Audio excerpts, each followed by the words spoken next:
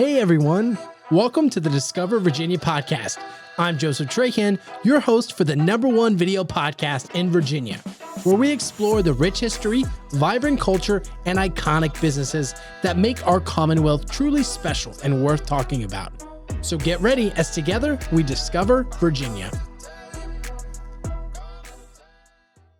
Hello everyone and welcome back to the podcast. I'm joined today with Amarisee Coward. She is the current competing Miss Norfolk USA competitor.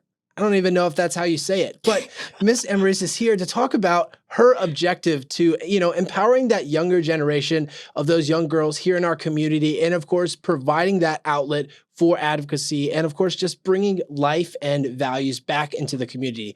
Amarisee, we're so glad to have you. Thank you. I'm so glad to be able to be here. Yeah, wonderful. What is your official title again, if you don't mind? I'm your Miss Norfolk Teen USA for 2024. I'm actually competing this weekend for the Miss Virginia Teen USA pageant. Wow, very cool. What does that competition look like? I mean, obviously on the TV end, we see a certain perception and probably a little bit of, expectations of having your shoulders up high, smiling.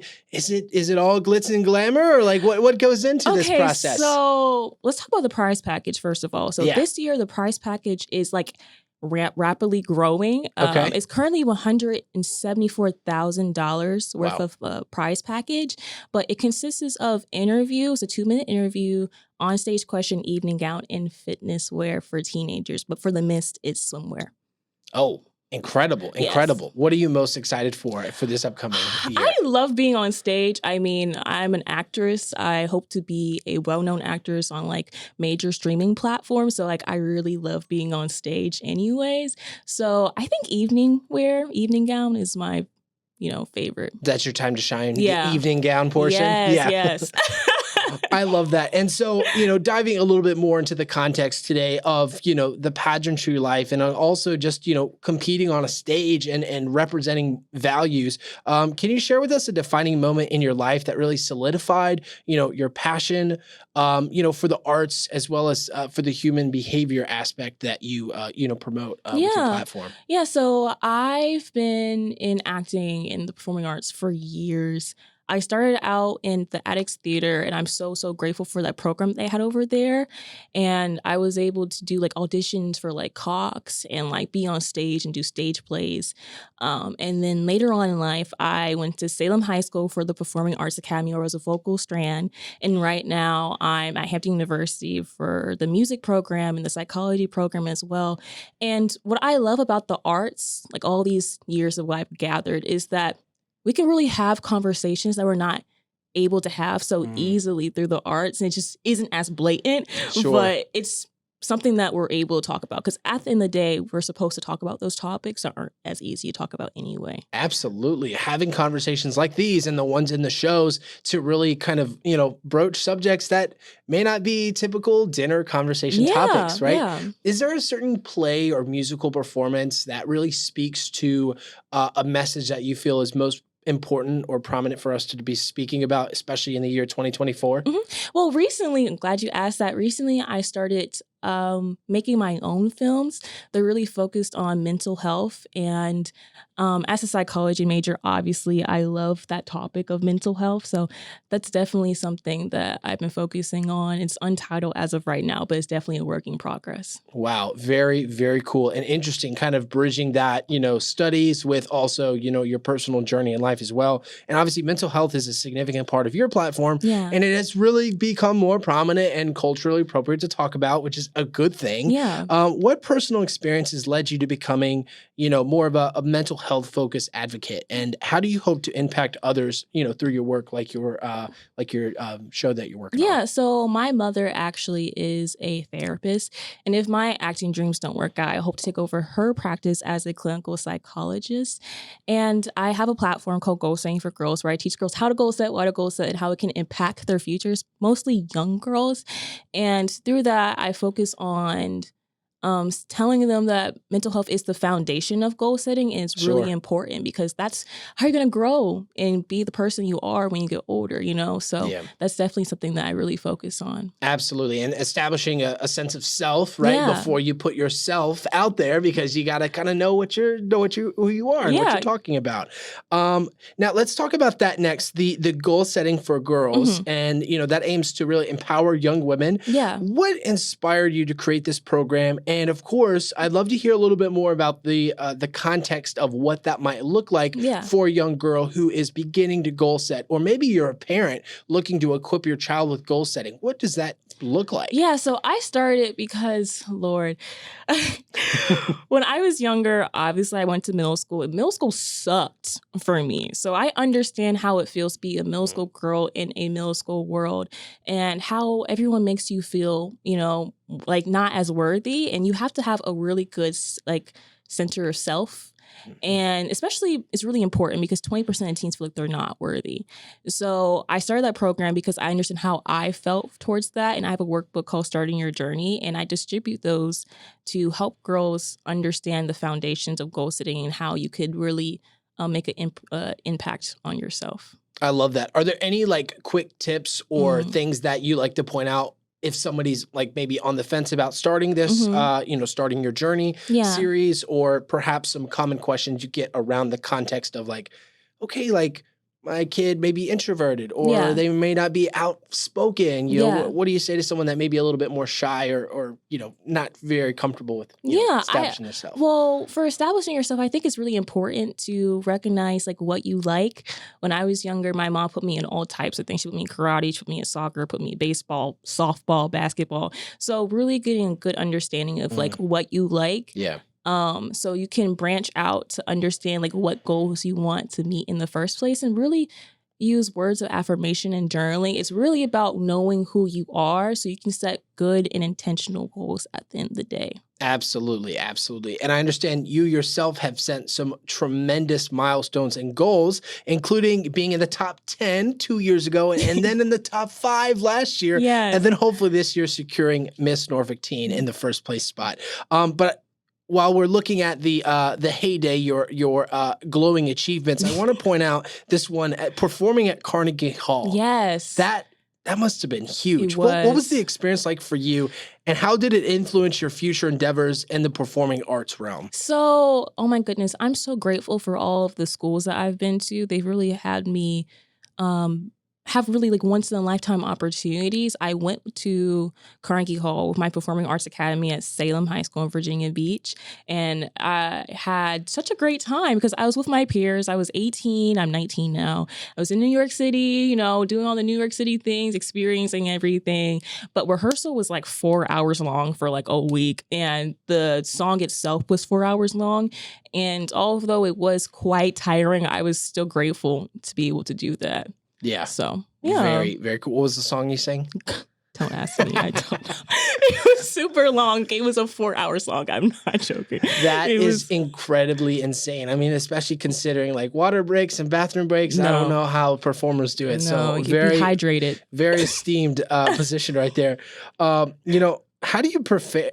I'm curious for you. How do you prepare for such a high stakes environment? I mean, going from starting your journey and goal setting, I mean, that's very personal and inward, and that may take some time, and that seems like less pressure. Yeah. But as opposed to putting a promotion or platform out there, that seems like it could be a little nerve-wracking. Yeah, it definitely can be. It's definitely, it could be a mind game. And what I love about goal setting for girls is, like I said before, it's really making sure you know yourself. And that's what you have to do with pageantry. You have to make sure you know yourself. You can't compare yourself to other girls. And a lot of teenagers do that. In fact, 50% of teens do just that. And I find myself doing that sometimes. Sure. So in the midst of me comparing myself, I had to make sure I don't tear them down, because empowered women empower other women. And that's what pageantry is all about, is empowering other women as well as yourself.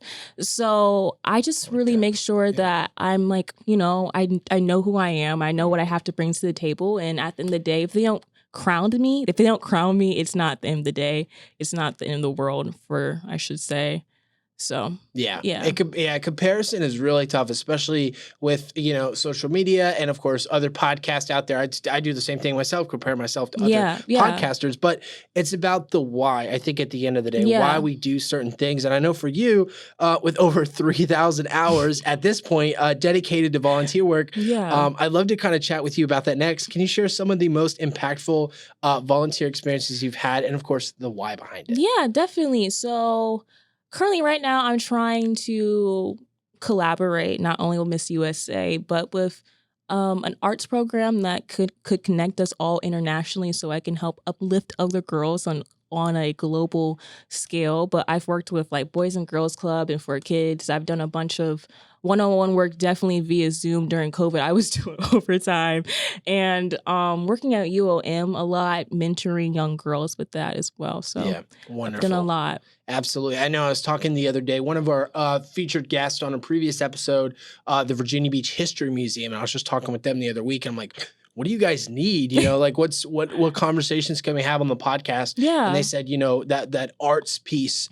and that identity piece is really big right now. Yeah, definitely. And I know for, the arts community is very vibrant here in the keyword search here, Michael, Hampton Roads, Virginia Beach, Suffolk, Newport News area. We'll just word stuff that all in here. But it's an eclectic community. And for our older population, you might know it as the Tidewater region, or Norfolk. But at the end of the day, it's about that community and that service piece. For you, Amarisee, I'm curious if you could, really set the future dial up. What are your long-term visions for the program, for, not only your performing arts, but also for, the goal setting for girls and how do you plan to expand its reach and impact overall? Yeah, so like I said earlier, like I'm hoping to not only continue what I've been doing right now, but I hope to do it internationally, whether that be in Bahamas and Congo, whatever which way that's going to be. I really do hope to do that internationally because like I said before, 20% of teens feel like they're not worthy. And I think it's really important to instill in young girls and young people in general, but especially young girls,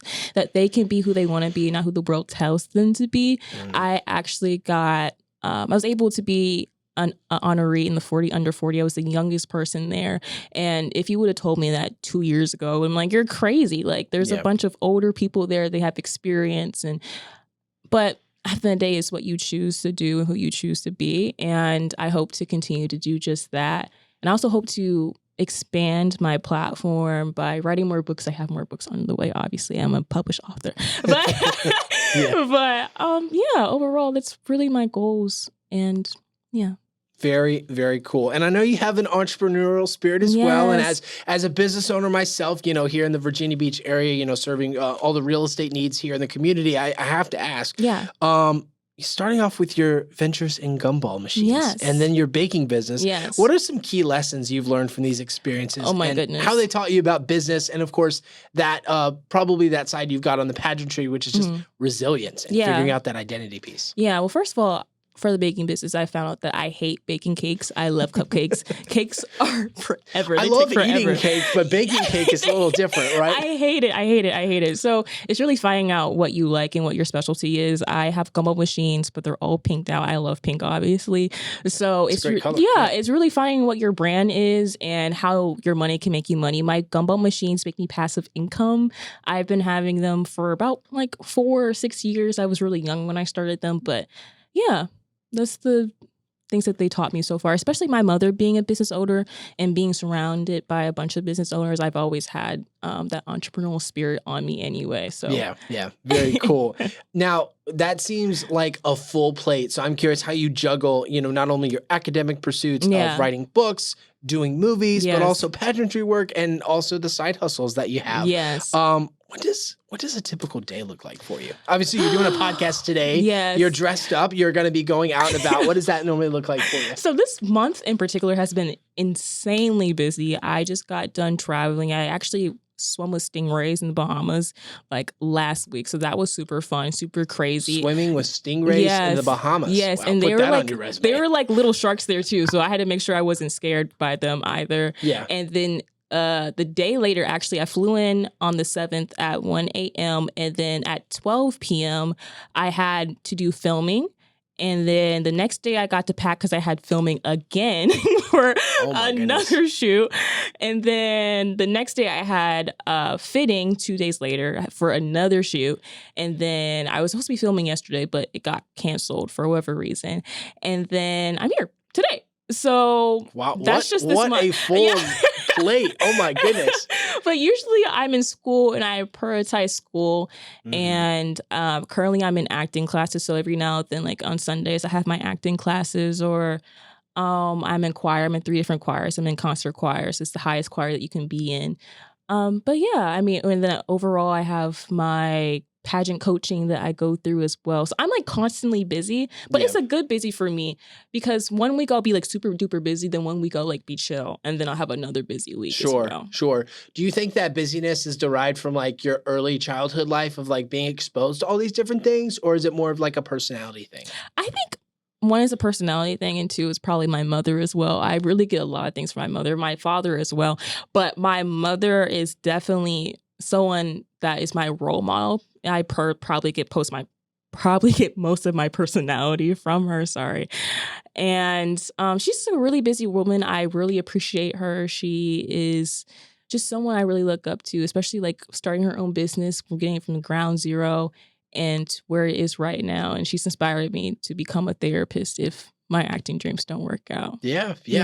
Well, I have to ask, and we're going to kind of dabble into the pageantry side of things again, because, you know, how you present yourself and your fit and your attire is definitely, you know, part of the conversation, right?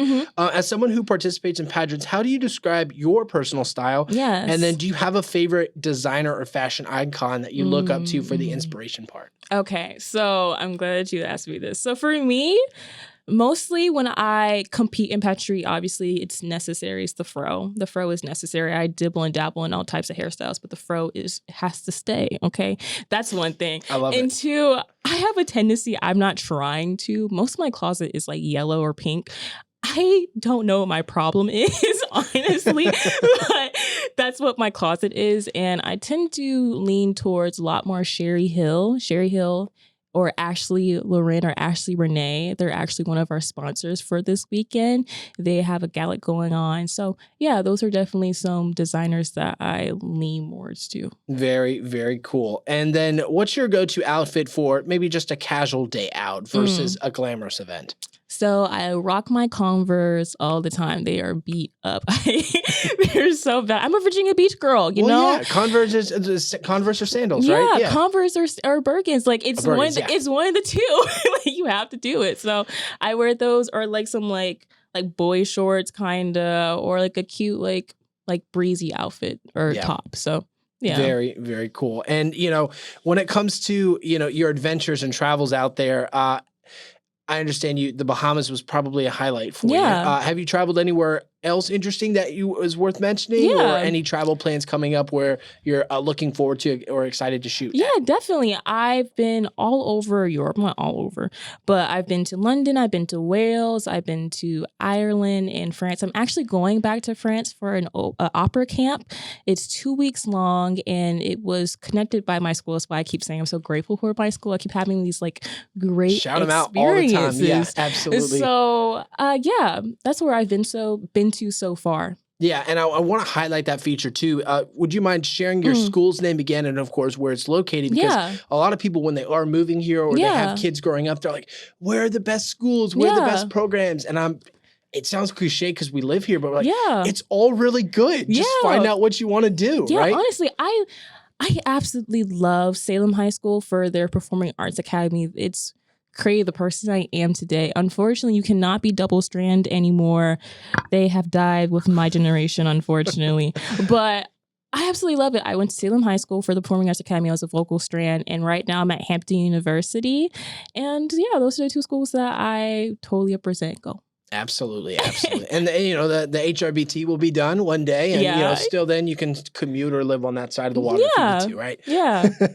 All righty. Well, we do have we understand you're very busy, Amarisee, and we really appreciate your time. We do have one final section called the red carpet section. We love to roll it out to you, give you the final message for the show. But in order to get there, you have to get through some rapid fire questions. Okay, great. Should you decide to accept. Right. Is that something you're in? I mean, come on, we can try. Okay. All right. Great. All right. First one for you. Make sure I have my questions here. All right. I'll start with something easy. Okay. Favorite book or movie? And we'll preface this with not your own books or movies or kind of plays that you've been in, but you like to participate in. Favorite book, hot take, Wuthering Heights. Honestly, it's not necessarily the content that's in it, but it's because I love classics. When I was in Europe, I was able to go to see Shakespeare in Anne Hathaway's house. We don't know who actually wrote all those Shakespeare's stuff, but that's not here or there. But yeah. Yeah. Was it all Shakespeare? What? We don't know. It might be Anne. Yeah, it might be Anne. Exactly. What's one food that regardless of where you're at, you can't live without? Boba. I absolutely love boba. I get the mango popping, and I think it's strawberry lemonade that I get. So I love boba. Boba. Not a huge fan. It's like a surprise drink. You know what? It depends on what you get. I thought it was like a drink, and I'm having it, and then it just starts hitting me with these bobas. It depends on what you get. Now, I don't like all boba. I can't lie. You know, it just really depends. It might not be. Are there supposed to be as large as the straw? Because I got like a giant straw. Yeah. Okay. Yeah. I just probably need to try it again. It's okay. Yeah, it's not for me. It's like a surprise attack. It's like sweet and sour candy. It's like just pick one. Yeah, that's a hot take there, but as long as you're expecting it, I guess. Yeah. Just don't choke. I wasn't consenting. Yeah. Okay. If you could switch lives with any fictional character for a day in this past or present, who would it be? And of course, what would you go out and do? Oh gosh. Like all the little girls, I wanted to be a mermaid. So it has to be Ariel, I think. Ooh, that's a classic one. Ariel, the Little Mermaid. I wanted to be a mermaid to this day. To this day, I want to be a mermaid. Yeah, well, in order to be a mermaid, I think you probably have to sing part of an Ariel song. Yes. To display that. Are you able to do that? Are you able to do that? Look at this stuff. No. Isn't it neat? That is my favorite part. I was definitely singing karaoke the entire time. No good. We won't make you sing or dread the audience with my singing as well. But final rapid fire question for you. It's still on the time travel part because time travel's that's probably the funnest thing to talk about. Would you go to the past or to the future? And what specific time period or event would you want to experience? I would probably go to the future and I would love to see my future, honestly, my personal future, see if all my goals worked out. If I won Miss Teen USA, that's on the CW this August, that has $100,000 grand prize package, and see if I actually became a well-known actress and everything else under the sun. So, ooh, I'd like to dive into that. Yeah. So if you did see your future and it wasn't what you expected it to be, right, would your current self still be enough for you? Or do you think you would have like, if it went down or it changed or it wasn't what you thought, do you still think your sense of self would be the same having seen the future? Yeah, what I love about pageantry is even if you don't win the crown, you still won. Because with pageantry, it makes you grow. Like, I'm not the person I am today. And I am the person I am today because of pageantry. I wasn't as confident. I wouldn't be able to talk to you right now. It's not like you won them all, right? Yeah, I have not won them all. Right. I have not won them all. But I'm just so grateful for them. So no, my sense of self wouldn't go down. I think I would just take a step back and realize that just wasn't the plan, And that's what I teach my girls is to keep going. Sometimes stuff doesn't go the way you want to go. Actually, I had my first professional audition and I completely choked. It's my first time choking ever. Oh, no. Ever. And I wanted to stop. I actually wanted to leave the audition, but I couldn't leave the audition. I just sit there. Run out of the room as fast as you can, right? I had to sit there for the last 2 hours and just go in the car and sit with my mom. And she was like, well, how'd it go? It was horrible. But, a couple of days later, I auditioned for another thing, so life doesn't end at all. So, I love that. I don't think my sense of self wouldn't have went down. Very, very cool. Amarisee, thank you so much for this conversation today. We appreciate it. We've made it to the end of the rapid fire. Yes. This camera here.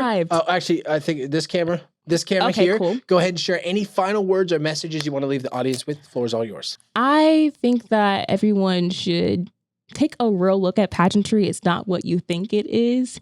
In fact, it's created the person I am today. It definitely depends on what system you go to. Well, thank you so much for your time again. It's been a pleasure. And of course, thank you to our dedicated listeners for checking us out on another show. Tune in next week with another guest. And of course, let us know in the comment section who you'd like to see us talk to next. And we'll see you all on another episode very soon. Bye.